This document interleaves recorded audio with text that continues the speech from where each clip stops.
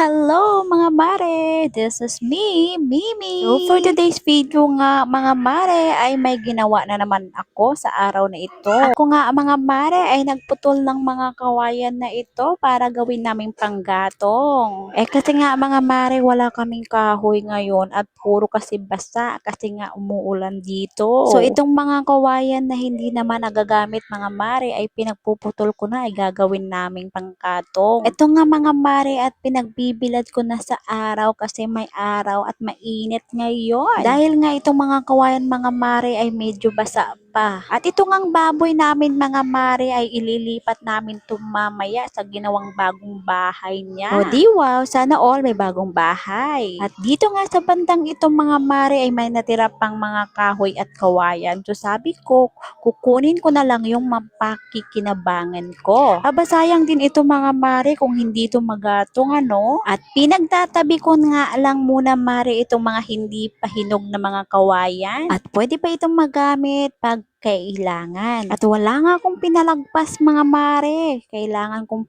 kunin to dahil wala kaming panggatong sa ngayon. At wala kasi kami mapagkunan na uling ngayon mga mare. Naubos na yata ang stock nila. At maulan na panahon pa naman ngayon. So wala kaming mapagkukunan ng mga kahoy mga mare. Kaya kung pwede pang magamit ang mga kawayan na ito panggatong ay carry na. At talaga namang aapoy at mangingitim ang kaldero namin dito mga mare. Diba? At kapag kasi talaga kawayan ang gamit panggatong mga mare ay talagang mausok at mangingitim talaga ang kawalit kaldero mo dito. At may nakita nga akong treasure mga mare, aba treasure. Itong malaking botilya mga mare gagawin ko ng flower base. At nagpatuloy pa nga ako dito mga mare sa pagputol ng mga kawayan. Aba naman wala talagang pinalagpas no? Aba naman oo mga mare kung kailangan at gagamitin natin ay go lang. At kahit nga itong plywood na hindi na nagagamit, na nakatambak lang ay kinuha ko na rin mga mare. Ay aba naman talagang masipag yon.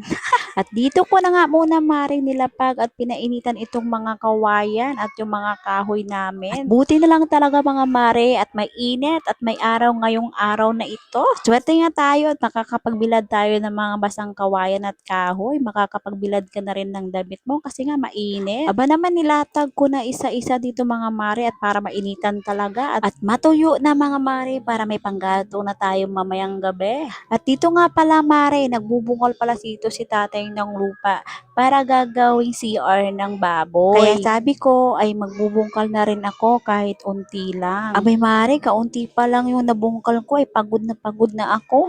Tagaktak talaga ang pawis mo dito mare pag itong pagbubungkal ang ginagawa mo. At talagang mahirap magbungkal mga mare kasi pala lang talaga itong gamit ko. At medyo matigas at matikit nga itong mga lupa mare kasi nga maulan na dito at basa yung lupa. Aba naman talagang lalaki ang mga braso ko dito mga mare. At ako nga ay napagod na kaya tama na muna to. At dito nga mare nakakulong ang aming mga manok. Kasi para pag wala kaming pang-ulam ay kukuha lang kami dito, 'di ba? At onti na naman nga ang laman ng tambakan ng tubig namin mga mare. Itong mga araw, wala na namang tubig ang gripo namin dito. At nailipat na nga itong baboy namin mga mare dito sa kanyang bagong tahanan. Abay naman. O ito pinanguhuhan ko na yung mga kawayan at kahoy na pinainitan ko kanina mga mare. O di ba may maigagatong na tayo mga mare at wala na talaga kasing kaming mga kahoy at kawayan doon sa aming lagayan. At ito nga ang ibang kawayan na naputol na ni tatay at naitabi na rin dito. Ito nga at ipapasok ko na sa bahay itong mga kawayan mga mare. Aba naman, bida-bida naman itong manok na to. Hoy, alis dyan at talabas ako. Dito nga ay naipasok ko na mga mare at aayusin ko ng pagtambak dito ng mga naipon nating kawayan at kahoy. At kitang-kita naman talaga mga mare na walang laman ng aming lagayan ng mga kahoy at kawayan. O diba? At buti nga lang talaga mare at mainit at natuyo itong mga kawayan na binilad natin. Hanggang dito lang nga muna itong video na ito mga mare. Sa susunod ulit. God bless po!